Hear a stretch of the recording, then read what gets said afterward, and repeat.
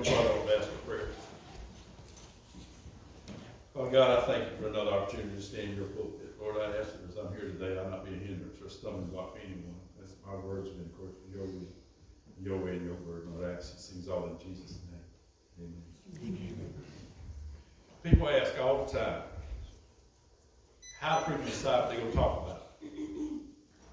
And when you first get started, it is kind of hard sometimes. You don't know what you should be speaking on, but I'm going to tell you, pastors, and you all too, have something that people don't understand. Because after you know and understand and allow God to work in your life, it's not what am I going to talk about, it's what am I going to have to not talk about. I have to think not what I'm going to talk about, but what am I going to not be able to talk about today. How many of y'all listen for God to speak to you? Do you listen for him to speak to you? You listen. Now, I know a lot of you do. I think some of us might be confused sometimes, but I know you do this. I know that you can hear that statement about listening to God in different ways. I want to talk to you about how I see it, how I hear it today. Do we hear God's will, and I mean his will, not what we wish his will was? Y'all get that part? Not what we wish his will was, but do we hear his will? I believe God can speak to you in an audible voice. I also believe that I have not had that. I have not had an audible voice.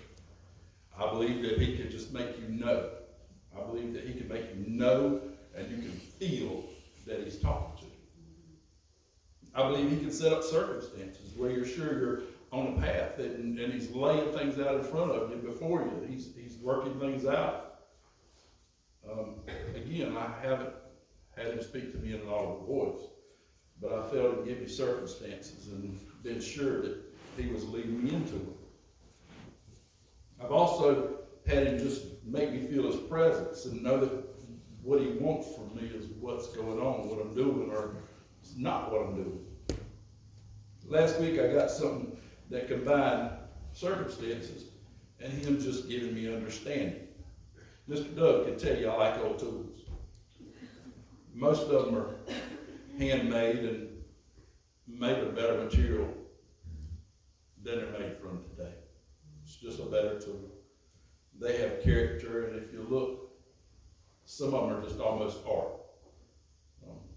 Mr. Doug knows I like them, and he remembers me when he's out and he sees a cool tool at the flea market or wherever. Last week he brought me a plaque. I got my plaque right here. Oh, wow. It's old wrenches on a board with old tools written on them. Old tools. Wow. Isn't that cool? That's cool. That is cool. I agree, that's cool. I like that. But Old tools. Mr. Doug, he thought about me and he got it. And he was like, I don't know if you like it or not. I like it a lot. This is going to go in my office. It's going on the wall. But I said to him something, and I didn't really think about being deep or anything. I just said that old tools are still good tools. That to me has grown over the week. You know, that sentence is grown to me over the week. I want to read to you from Job, and I want to read to you a verse from Psalms as well. Job 12:12 says, wisdom belongs to the aged, and understanding to the old. Psalms 92:12-14 says, but the godly will flourish like palm trees and grow strong like the cedars of Lebanon, for they're transplanted to the Lord's own house. They flourish in the courts of our God. Even in the old age, they will still produce fruit. They will remain vital and green. They will declare, the Lord is just. He is my rock, and there is no evil in him. Now, when I started thinking about this, about the tool, I was thinking about how we're all tools. You know, how we're all useful and should remain useful. I was thinking specifically about the tools that we have here in our church right now and how God's given us new ones and we're really blessed with these new tools. But look at the old tools. Did I offend anybody? I just called a bunch of old tools. Yeah. Might need to check yourself. But please hear that and apply the same value. You heard me give those hand tools. And y'all, this is just one plaque. And they're in my living room, on shelves in my living room too. All these tools Doug brought, I don't know if he knows what a prominent place they have, but they're right there. And most people go in and say like, you just didn't put that away? But that's its spot.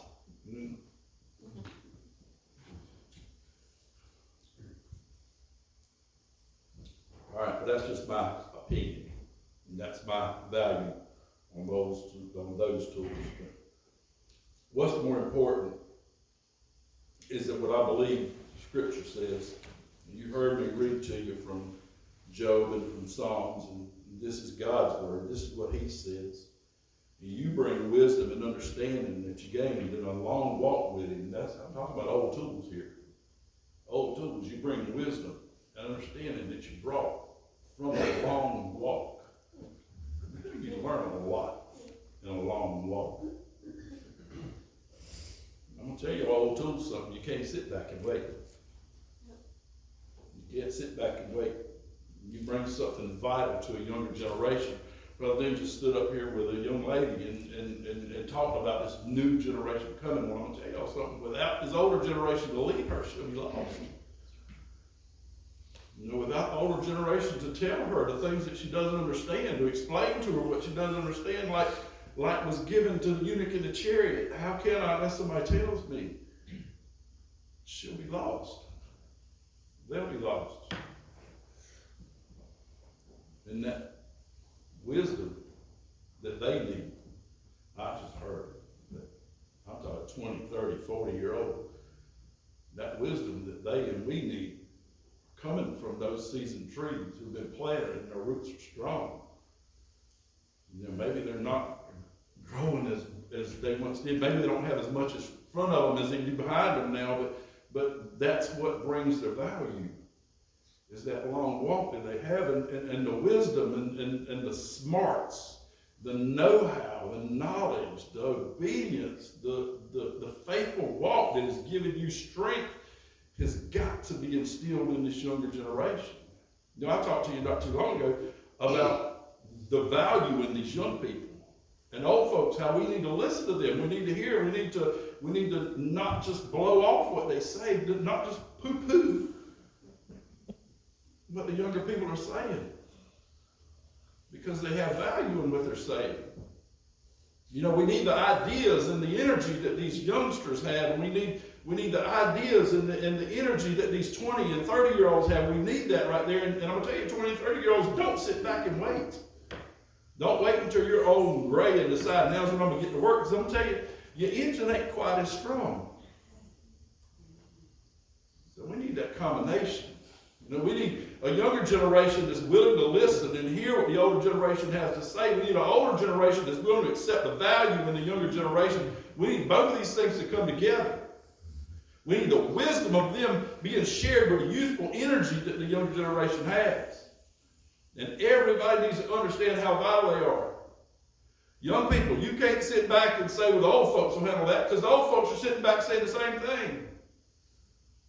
You know, they're starting to get tired, maybe. They've been in the church for a long time. They've been doing this job for a long time. They say, well, I'll let one of the younger generation come up and do it. But the younger generation is not stepping up and doing it. It's not all their fault. Probably very little of it's their fault, because they are what we raised.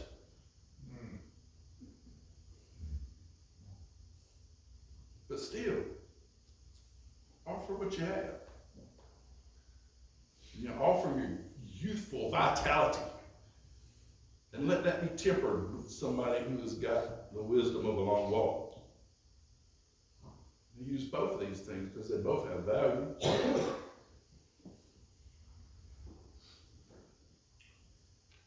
Younger generation brings something vital, and we can't sit back and wait for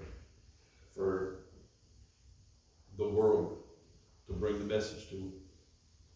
We can't sit back and wait for their friends to tell them what they don't know. We can't sit back and wait for television to give them wisdom. We can't sit back and wait for some stranger in some far-off state or land to explain all the wonders of the world to them. And you folks are blessed with a long walk, and you can share that long walk. We can't hope that somebody will have a good news club and teach them. God prepared a way for them to see and to hear. He prepared a way for them and for so many others, so many more. And he prepared a way, and it's you. I mean, you're the way he prepared. Don't allow the world to tell you that times have changed or that your beliefs are old-fashioned or outdated. You know, because what's right is always what's right. Things can change. Things could be different. The preacher doesn't always have to look like the preacher's always looked. The songs don't always have to sound like the songs have always sounded. The missions don't have to look like the missions have always looked. The word's always the same, though. You know, these things have to come together. What's right's always right. His word doesn't change, and neither does he. You old tools, you walk a while and you know this. Don't let the world tell you to hush, and let the next generation handle things, because it's obvious that what's being given truth today is anything but truth. We live in a world where scientists and even doctors don't know what a woman is or what a man is. If we can't handle the basic, easily proven truth, how can we handle the things that are really hard? How can we handle the struggle of greed? How can we handle lust? How can we handle envy? How can we handle things that tear our hearts apart if we're willing to allow basic truths like this, and what a woman is and what a man is, to be destroyed? Not changed, just destroyed. The idea of man and woman being different is destroyed and replaced with the idea that if you want to be a man, you are. Or if you want to be a woman, you are. Allowing people to say that a man can get pregnant and carry and deliver a baby without calling bunk on that is just ridiculous in my view. Allowing groups to hush you up because you're afraid of being labeled a hater. I'm going to tell you, we don't need new to fight this. We don't need new ideas to fight this. We need old ideas to fight this. We need his word, and that doesn't change, not according to any vote. We need strength to stand in a loving way and say that that's not true. So many of our woes can be changed if we would just stand up. Stand up, old tools, stand up, new tools. Just stand up. Just stand up. But that's exactly what the world wants to not have. The world doesn't want to hear your voice.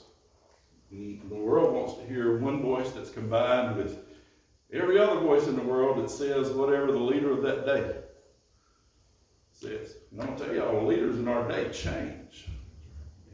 You know, with the wind. With the wind, in just a few generations, our morals have changed. I almost say 180 degrees, because things 20 years ago that we would have said, you got to watch out, because if you don't do this, if you don't take care of this, this is going to happen. People said, that's ridiculous. Nobody would ever say that. Nobody would have ever said it's okay for a boy to go and play on a girl's team. Nobody would have ever said that boys and girls should swim against each other. Nobody would have ever said that boys and girls should wrestle on a team against each other. Nobody would have said that 20 years ago. They just said that's ridiculous. But it's not today. And even as I say it, it's been beat into my head through media and through news so much that I have to go, well, maybe girls should play sports. No, they shouldn't. They shouldn't. I'm sorry, y'all. If y'all don't understand that a 17-year-old boy is a lot stronger than a 17-year-old girl is, I don't know what to tell you. You've lost all idea, all concept of truth. You've lost it. If you don't believe me, you have any 17-year-old, not any, but 90% of 17-year-old boys You tell me he couldn't force a 17-year-old girl to do whatever he wished, whatever he desired. Now we start talking about predator stuff, don't we? Well, that's just hand in hand with you telling me that they're the same. They're not. They're not. They're different. They were made different, and there's nothing wrong with that. And he's not better because he's this, and she's not better because she's that. They're different, and they were intended to be different. I started off talking about messages and how to get messages and how God speaks to you. And I say, does he speak to you in this way? And some of you out there, I think you would say that God has spoken audible voice to you. I tell you, he never has to me. He talks to me regularly. Some of you would say that you've had circumstances. Some of you would say, just all the various ways he's talked to you. And I'm going to tell y'all that God talked to me through Mr. Doug, through a plaque of tools. And you can say, well, he did. You just extrapolated that. He gave you something that made you think about something. That's reasonable, isn't it? That's today's thinking. Today's thinking would say that I got a board, and that board made a thought go in my head, and that board I decided was going to be a message today. You could say that, couldn't you? But what if I get confirmation that that's not the case? Because I do. I get confirmation. And I can't explain them to you because confirmation to me doesn't look like what you would think confirmation is. But what if I can show you physical evidence that confirmation that God spoke to me? Would you believe it in your life? Would you believe it? Because I'm telling you, you're shutting God down a lot of times when he's talking to you and you're saying, I just don't know. Because if he really wanted that, he'd give that to somebody else. Because that's just beyond me. That's more than I could do, or maybe even more than I want to do. What if I could give you evidence that he spoke to me in that way? Would that change your decisions in your life? Would it change how you look at something? If I could produce evidence that God spoke to me through tools, would it change how you hear? Mr. Doug, what'd you bring today? Mr. Doug came in today.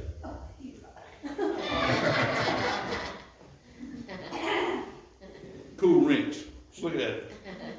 Nothing on the other end. Today we call this a combination wrench. Nothing over here, so it's not a combination wrench.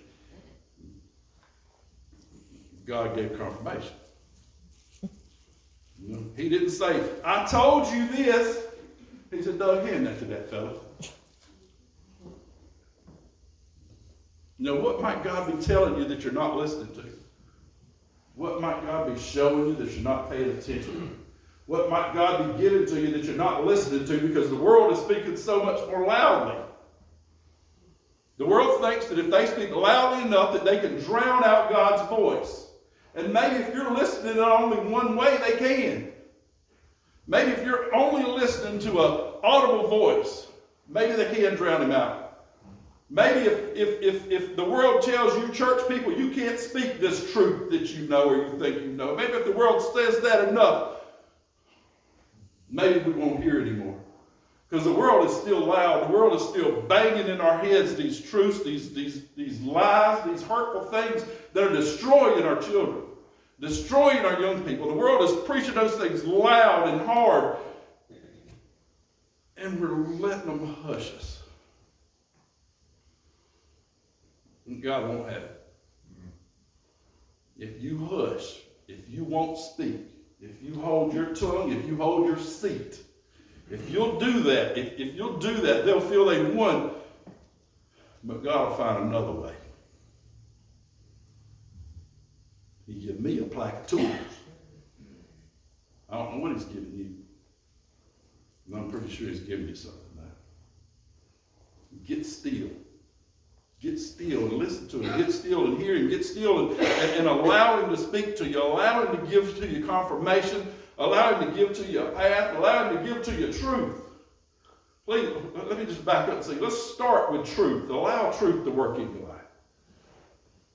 Don't let things that are so far out there, and I'm going to tell y'all, when somebody tells you something, this is old wisdom. If somebody says something that's too good to be true, it's probably not true. And in that vein, what I mean is something that you want to be true so bad. Not what's true. It's something you want to be true so bad.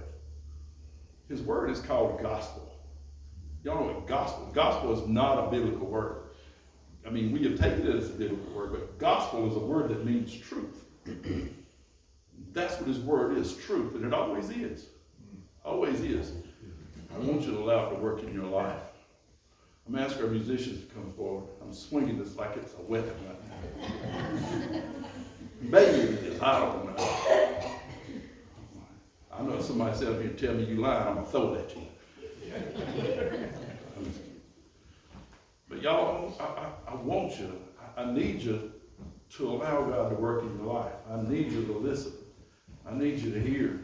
I need you to know that he's talking. I need you to know that he's leading.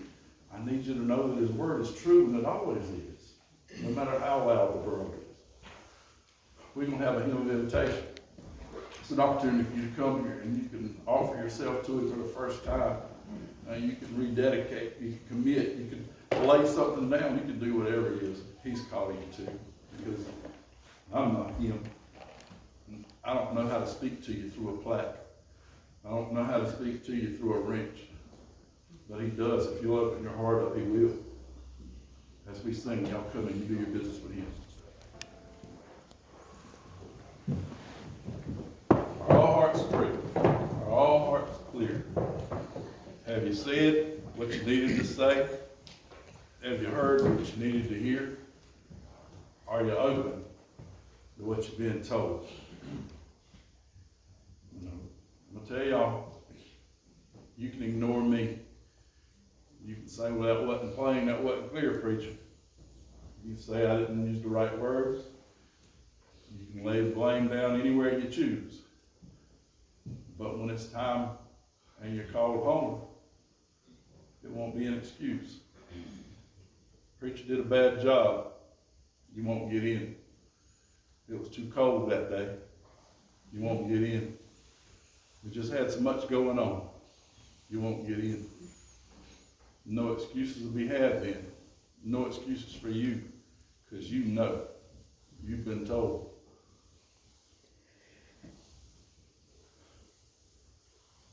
I'm praying for y'all. I'm praying that you're here. I'm praying that you're here in spite of me. I'm praying that you're here in spite of your circumstances. I'm praying that you let God come to you, however God comes to you, because he is coming to you. He won't leave you alone. And before you're his, he won't stop calling. And after you're his, he won't stop working. We're going to go out into the world. The world's waiting. The world's prepared. You know, God's been preparing them. He's laid out people in front of you. He's ordered your steps to do something, to say, to be something. He's ordered your steps and he's prepared them for you. Go and be faithful. Go and be faithful. I can say no more than that. There's no more words for me to give to you. The rest of them are for him to give to you. So hear him. Hear him. Brother Jeff has professed a desire to be licensed by the church to preach.